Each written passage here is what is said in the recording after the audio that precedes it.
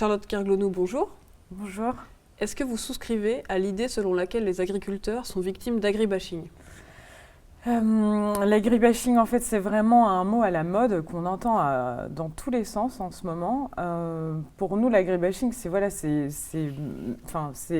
mettre beaucoup de choses sur le dos des agriculteurs. Moi, je pense vraiment qu'il y a une certaine agriculture qui fait réagir beaucoup les gens en ce moment.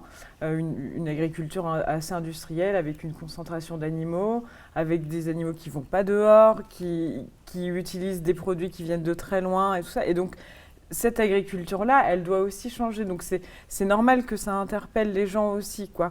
Après, je pense vraiment que l'important, c'est d'essayer de recréer le lien entre les consommateurs, mais qui sont des citoyens, et les paysans. En fait, il faut expliquer nos pratiques, expliquer aussi pourquoi on a des animaux, à quoi ils servent, qu'est-ce que ça apporte dans l'écosystème, dans la biodiversité. Enfin voilà, c'est juste beaucoup d'explications qu'il faut avoir. Mais je pense que c'est vraiment un type d'agriculture qui se sent... qui dit que c'est de l'agribashing parce qu'en fait, il y a une volonté de ne rien changer au modèle existant aussi. Et du coup, on dit que c'est de l'agribashing en fait parce qu'on préfère dire non, nous on fait tout très bien, il n'y a aucune question à se poser. Nous, on veut continuer comme ça, on veut nous laisser faire comme ça. Et du coup, voilà, c'est cette agriculture-là qui a l'impression de souffrir. Mais nous, à la Confédération paysanne, on est plutôt très ouverts sur la population, sur les gens qu'on nourrit, en fait. Et du coup, on trouve ça très important d'avoir un lien fort avec eux et d'expliquer au maximum nos pratiques, en fait, quoi. Donc, non, j'ai pas l'impression de souffrir d'agribashing du tout. Pour vous, c'est plus lié à un modèle d'agriculture qu'à un autre ? Oui.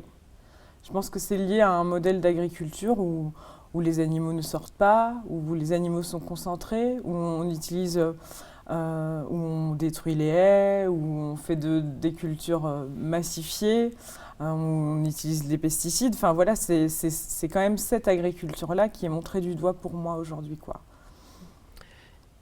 Les consommateurs sont en attente de qualité, que ce soit sur le plan sanitaire, mais aussi environnemental et gustatif, bien sûr. Qu'est-ce qu'on fait pour répondre à toutes ces exigences-là ? Quel modèle on propose ? Qu'on propose, nous, en tant que paysans ou en tant que syndicat ou en tant que... En fait, je pense vraiment que nous, à la Confédération paysanne, ce qu'on défend, c'est une agriculture paysanne. Et l'agriculture paysanne, c'est une agriculture qui protège l'environnement, qui crée de l'emploi sur les territoires, qui entretient le paysage, qui produit une alimentation de qualité avec des animaux qui vont dehors et de l'autonomie aussi. Enfin, voilà, on est très attaché c'est ce que je disais tout à l'heure, pour nous, la qualité d'un produit, c'est vraiment tout ce qu'il y a autour, en fait.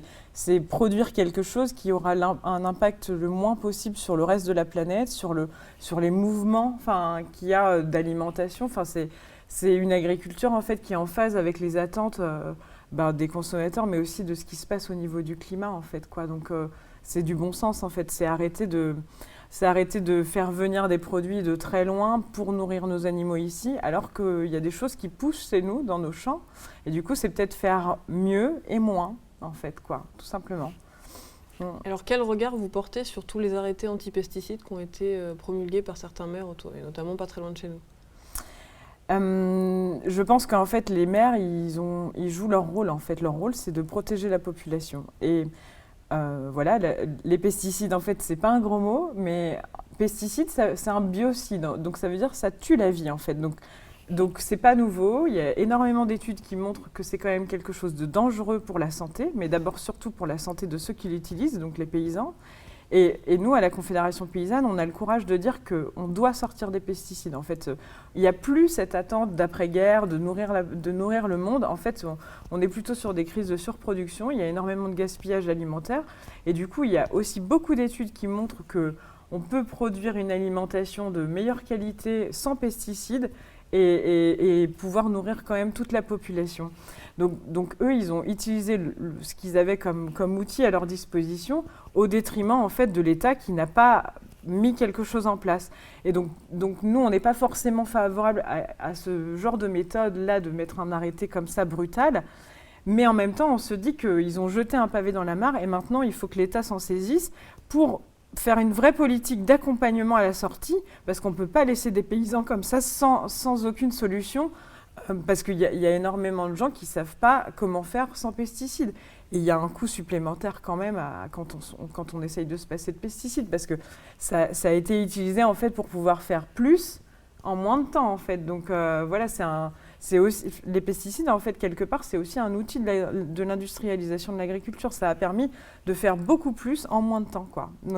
Donc il faut retrouver un équilibre de cette manière-là, mais du coup c'est une énorme transition au total. Et en fait pourquoi nous dans notre logique en fait mettre un arrêté de 150 mètres, est-ce que ça va résoudre le problème des pesticides? Ben non, bien sûr, parce qu'il y a plein d'endroits où il n'y a pas d'habitation et pourtant on continuera à utiliser des pesticides et c'est quand même ces mêmes pesticides-là qui vont faire de l'alimentation, qui vont se retrouver sur les étals, que ça se retrouve dans l'eau, dans l'air, enfin voilà, donc mettre le focus que sur une zone ne résoudra pas le problème en entier, alors qu'il faut vraiment en sortir. Et pour ça, il y a des aides publiques. Enfin voilà, c'est ce que je disais tout à l'heure. Il y a 9 milliards d'euros au niveau de la PAC en fait.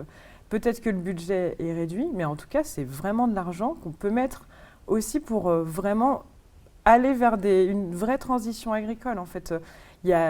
Tout est là en fait. Il suffit juste de prendre. Je ne sais pas si c'est du courage, mais en tout cas de prendre la mesure et d'emmener tout le monde, parce que l'idée, c'est pas d'en avoir un ou deux qui n'utilisent pas de pesticides, c'est que tous les paysans aillent vers une sortie, mais qu'on ne les laisse pas tout seuls.